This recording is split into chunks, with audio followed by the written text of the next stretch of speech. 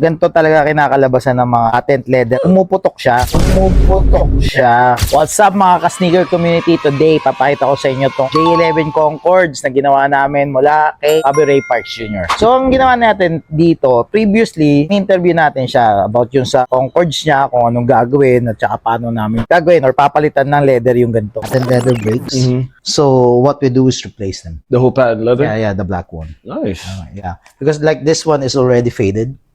It's not as shiny as it was in Parang reglu lang siya initially. Pero ganito talaga kinakalabasan ng mga patent leather. Pumuputok siya. Pagkatanggal dun sa shoes, pumuputok na siyang ganyan, naghihiwalay na siyang ganyan. Kahit na maganda yung dikit niyan, minsan ang mangyayari dun sa pinagdikitan, dun naman siya mapupunit na ganun. Kasi ganito talaga yung nangyayari sa mga patent leather ng mga J11. Kaya most of the time, ang suggestion namin is palitan na agad ng patent leather kasi nga para hindi na tayo magdoble trabaho. Kasi kapag pinalitan natin siya, for sure, magagamit mo na siya pang basketball. Okay? Hindi lang pang walking. Pang basketball talaga. Yun yung sinasabi namin lagi na kicks reglu na good enough for bowling. Pang basketball talaga ang aim namin. Sa tibay ng gawa namin, tsaka dikit. So, eto na siya. Mukha na siyang brand new ulit. Pinilitan lang namin dito is yung patent leather niya.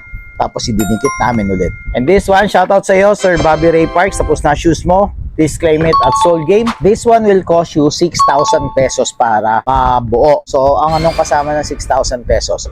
Patent leather replacement, deep cleaning, saka yung loob, yung air bubble na yan, pinapalitan na rin namin ng bago yan. Kasi most of the time, pumuputok na yan tsaka lumulubog na. So, syempre, para isang gawaan na lang, alangan naman, nagpalit ka na ng patent leather, tapos after a few uses, biglang lumubog na dahil pumutok na yung air bubble. So, we really do suggest na palitan na agad yung air bubble habang nakabaklas pa. That way, magagamit mo siya na maayos. Hindi siya lubog. Alam mo yung feeling na maayos sa sapatos. Yun yung makukuha mo. So, if you want this kind of service, please go to Soul Game para makita nyo yung pagkakaiba. So gay, pagod mong sapatos, we revive that. Lakad mo mapiga,